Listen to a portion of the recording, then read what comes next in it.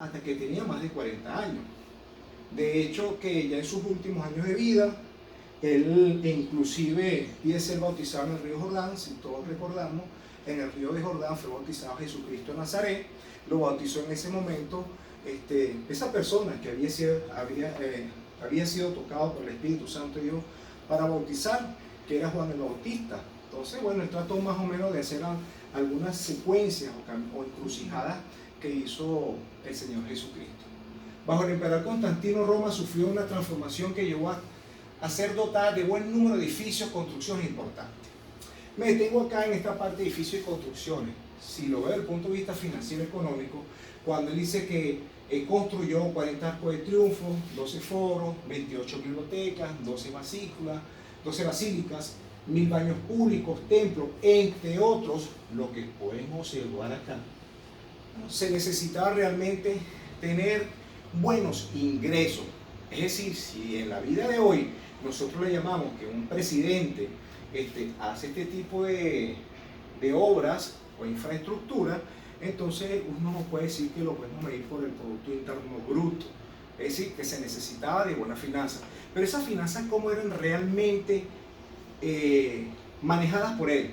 Porque ellos iban de ciudad en ciudad o de país en país conquistando, las ganaba, y todo lo que poseían esos países alrededor de él eran entonces las conquistas. ¿Y qué se llevaban? Bueno, se llevaban prendas valiosas, oros, fortunas, e inclusive su gran premio era la cabeza en ese momento de los reyes.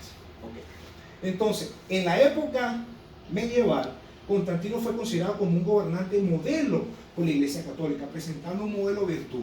De hecho, que tanto es así que él en su época formó parte del Senado, fue emperador, fue rey, y cuando lo vemos con la actualidad, pero no fue un rey democrático, fue un rey totalmente anárquico, donde hubo también mucha violación a los derechos humanos. ¿Por qué violación a los derechos humanos? Porque sometía a fuertes trabajos a aquellas personas que de una u otra forma eran de otro estatus social y hacían trabajos muy forzosos. Tanto es así que él, a esas ciudades que iban conquistando, más del 70% de lo que ellas producían tenían que pagar impuestos.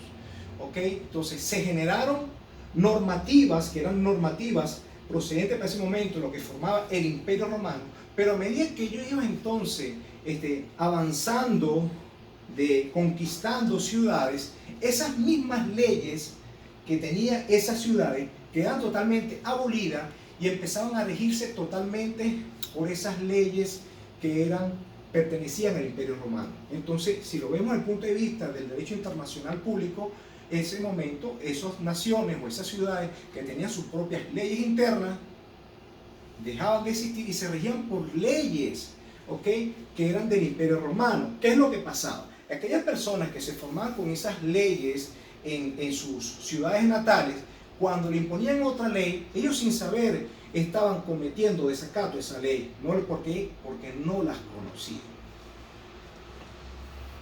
En el año 337, Constantino enfermó, trató de regresar a su capital, Constantinopla.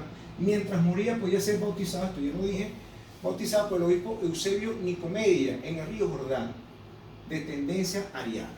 Sin embargo, historiadores posteriores han cuestionado la sinceridad de su fe cristiana. Han presentado a Constantino como un inteligente, ingenuoso político que vio el poder político, una religión unificada como el cristianismo. Claro, cuando se le da el punto de vista, si se quiere decir religioso, él permitió que en su momento la iglesia cristiana pudiese dar los servicios, cultos, lo que hoy conocemos como eso, lo que son las misas, ¿no? Pero, y tuvo la gracia de esas personas, porque hay algo que hay que entender, que para esa época y todavía en la actualidad había muchos seguidores de Jesucristo, y todavía lo sigue habiendo, y lo que es la parte del catolicismo que fue abarcando gran número de personas. Esta es parte de la exposición, realmente es muy resumida. El material es muy pesado cuando vamos a subir algunas redes sociales. Tratamos de llevarlo lo corto lo más posible. ¿okay? Por eso es que lo hacemos corto, sencillo, espero que haya sido de su agrado. Es un resumen. De todas maneras, si quieren seguirnos a través de nuestras redes sociales, YouTube, abajo de darle me gusta y entonces empezamos a seguir. Gracias por su atención.